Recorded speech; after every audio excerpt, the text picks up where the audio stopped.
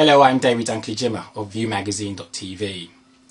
The film you're about to watch was my submission to the International Video Journalism Awards in Berlin towards the end of 2006. It followed a rather eventful 12 months in which I'd previously won first place at the Baton Awards for Innovation in Journalism in the US for my site viewmagazine.tv. The film 8 Days would go on to win the Independent category at the Video Journalism Awards. The backdrop is the UK newspaper industry responding to news that the BBC is to introduce ultra-localised television, which many see as a threat. So video journalism and video online is seen as one solution, a sort of first land grab. The group in this film are the first to undertake that challenge on a course provided by the Press Association. I'm a consultant on that course and trained these journalists. I was told on the first day I had 8 days to get them ready, because on day 8 they would face their first major assignment, a murder case reopened by Cleveland police based in the north of England. So on day 8 I turned from trainer to video journalist to record the event, and that's what this film's about. There are no graphic scenes in this film, but I must add a disclaimer. Towards the end, the head of the squad's description of the murder is graphic.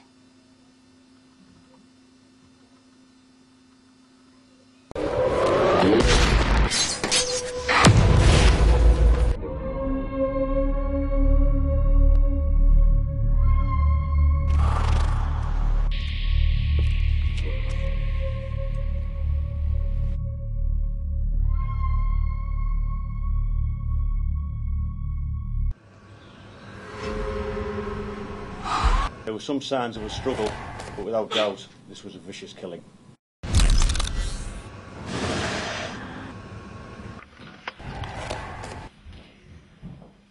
I do not believe that Keith was the victim of a random attack.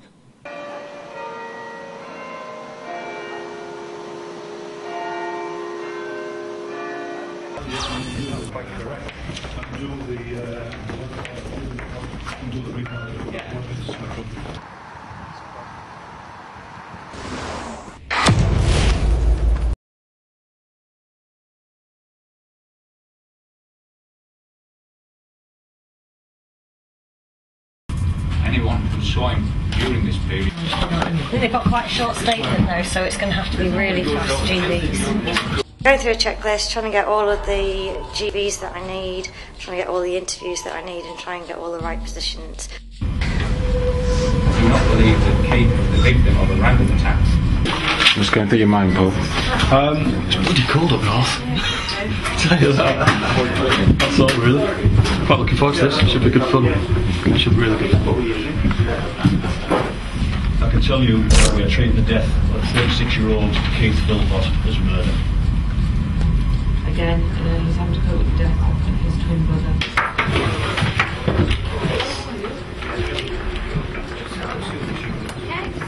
Midday, and a press conference around one of the most brutal murders investigated by Cleveland police is about to begin.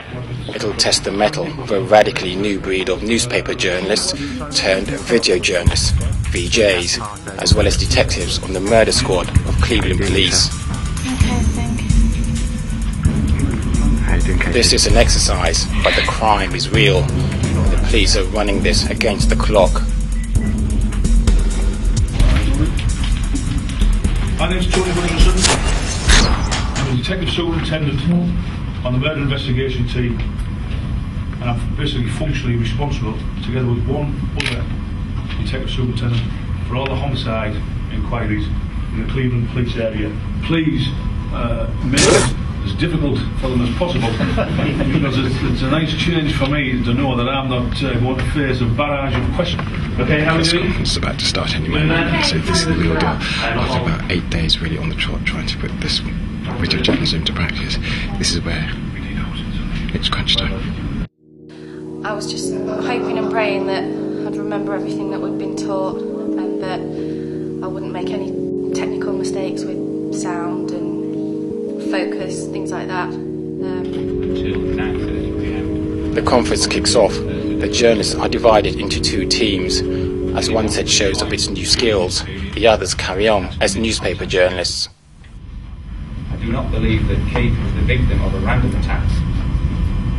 It may well be an impulse killer. But something's wrong. Keith Philpott, a 36-year-old with learning difficulties, is discovered dead in his house. It is an horrific and savage crime, which the police describe as medieval. Well, the video journalists are inside that police conference room behind me, grilling some police officers about the murder that's taken place. One thing that is evident, and it is that the VJs at this moment aren't actually asking the question, they're letting the print journalists ask the question, so we'll see how they cope with that as they gain more confidence. But this is a real life scenario happening behind us, and there are a lot of nerves, there's a lot of tension and anxiety going on. Let's go back inside. I was trying to, work out what to say really, because it's not something I've done very often, and what sort of questions I should be asking. I can tell you that we are treating the death of 36-year-old Keith Philpott as murder. We will speak to them shortly. Not at this time. Who, as I've stated earlier, was bound. His twin brother, what's his state of mind? Again, he's having to cope with the death of his twin brother. We will speak to them shortly after the conference and see how they feel.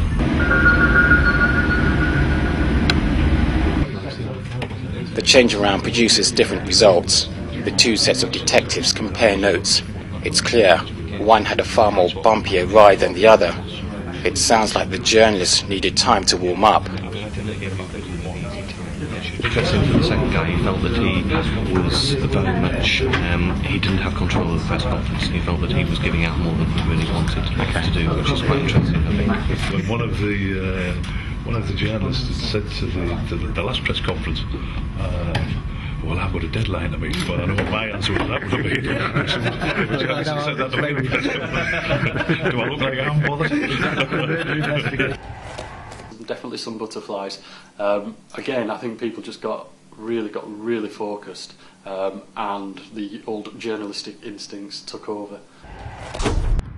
Now it's time for what's called the one-on-ones. Here, the journalists get around 10 minutes to interview a detective. Jacques opted to go outside and is looking to direct a difficult shot. We're just trying to find the location. Okay, was that not good enough? Didn't have the logo behind it or something? It did, it's too noisy. Okay, good point.